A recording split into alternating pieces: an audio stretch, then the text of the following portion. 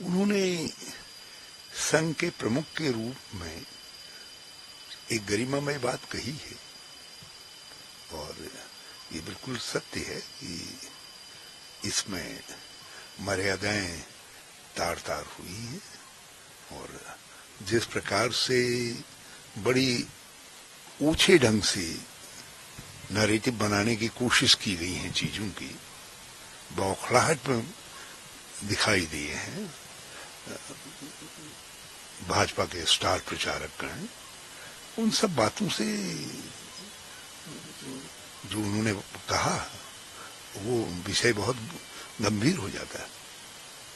बात कही अहंकार की बात कही, फैसला एक असली जनसेवक वो होता है जिसमें अहंकार नहीं होता है। क्या लगता है आपको कि अब तो संघ की तरफ से स्थिति अहंकार तो केवल सत्ता में होता है। सत्ता में इसमें जो है निश्चित तौर पर उन्हीं में अहंकार औरों को भी दिखाई दे रहा है और अच्छी बात है मोहन भागवत जी को उसमें उनमें अहंकार दिखाई दिया और क्योंकि उनका कुछ कहना तो उनको मर्यादित करेगा और लोकतंत्र में अहंकार का कोई स्थान नहीं है। ये लोकतंत्र में राजा नहीं होता है, लोकतंत्र में सेवक होता है, तो सेवक अहंकार से काम नहीं कर सकता है। मणिपुर को लेकर के बात कही है, निकलना चाहिए, वो बिल्कुल गंभीर बात है और हम तो इतने दिनों से प्रयास कर रहे हैं, इतने दिनों से इस बात को कह रहे हैं और हम तो ये कहेंगे कि जरा सा देर कर दी ये कहते कहते उन्होंने, मगर बहुत आज भी वो सटीक बात है और देश की सर्वाधिक प्राथमिकता होनी चाहिए कि मणिपुर के विवाद का हल निकले। पहले जो आज पहली सरकार ये सरकार बनी है, इसकी पहली प्राथमिकता मणिपुर होनी चाहिए। है? सर अभी कैबिनेट के जो है सभी पद भी वितरित हो गए हैं। टीडीपी को लेकर के जब यूपीए की गवर्नमेंट थी तो एक यूपीए सरकार ने कहा था कि आंध्रा को जो है स्पेशल स्टेटस कैटेगरी स्टेटस देंगे, ओनली 5 साल के लिए उसकी बात हुई थी। अभी क्या स्थिति लगती है कि इस तरीके की सरकार? देखिए वो तो राष्ट्रीय वादा था, जिस समय तेलंगाना बनाया गया उस समय ये वादा किया गया है, तो उस वादे का पालन होना चाहिए और टीडीपी भी ये चाहती है। टीडीपी का घोषित वो है कि हम स्पेशल पैकेज लेंगे, विशेष राज्य का दर्जा लेंगे। अब देखते हैं टीडीपी क्या करते हैं, हम तो उनकी मांग के हम तो समर्थन करेंगे क्योंकि जो स्पेशल पैकेज की बात है वो उस समय जिस सरकार ने कही वो कांग्रेस की थी, इसलिए हम उस बात के साथ खड़े हैं। अब ये टीडीपी को देखना है कि वो खड़े रहती है या सत्ता के प्रलोभन में पीछे हटती है, उनको तय करना है।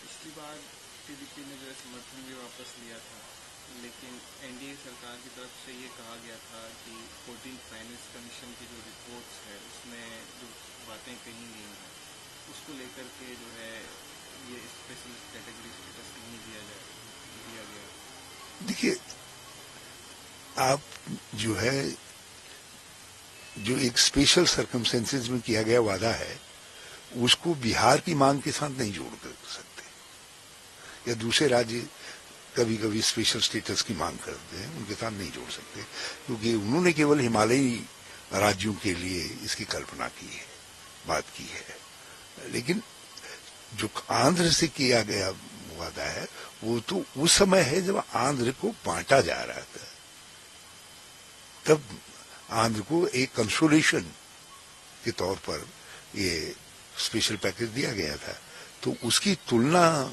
उसको आप उसके साथ जोड़ करके नहीं देख सकते हैं। फाइनेंस कमीशन की संस्तुति या किसी और कमीशन की संस्तुतियों के साथ नहीं जो रखा जा सकता। और फिर टीडीपी और भाजपा में तो एक विरोधाभास दिखाई दे रहा है। प्रधानमंत्री जी ने कहा है कि मैं किसी को धर्म के आधार पर आरक्षण नहीं लेने दूंगा,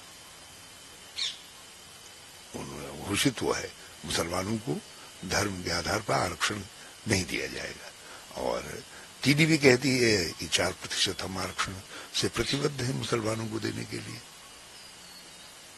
क्या लगता है ये सरकार पूरा काम कर पाएगी या अभी, क्योंकि जिस तरीके के मंत्री बंटवारे हुए हैं तो सीसीएस जो है सब बीजेपी के पास है। अभी स्पीकर को लेकर के बात आई कि टीडीपी अपना हिस्सा मांग रही स्पीकर में। देखिए, इस समय जो है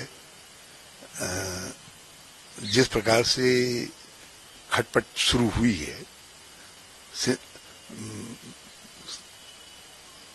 शिंदे गुट ने महाराष्ट्र के अंदर और अजीत पवार गुट ने बात उठाई है, तो ये शुरुआत है।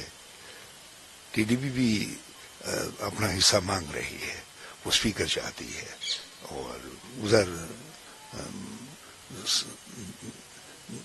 जो नीतीश जी की पार्टी है उसमें भी मंत्रालय को लेकर के कुछ नाराजगी है। तो ये चीजें जो है देखो कहाँ लेकर के जाती हैं।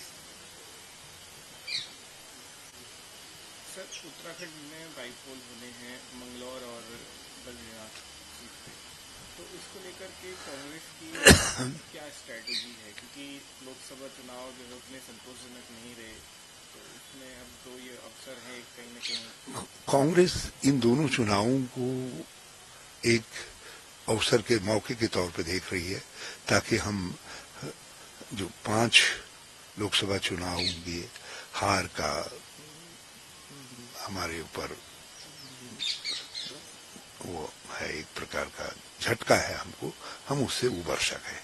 तो उसके लिए दोनों चुनाव जीतना आवश्यक है और हम उसी रणनीति से काम कर रहे हैं। मुझे पता चला कि प्रदेश अध्यक्ष जी दौरा कराए हैं बद्रीनाथ का, और यहाँ मंगलौर के अंदर हमारी स्थिति बहुत अच्छी है, और वहाँ के कैंडिडेट तय है पहले से ही, जो है श्री काजी निजामुद्दीन, और हमें पूरा भरोसा है कि हम दोनों सीटें जीतेंगे।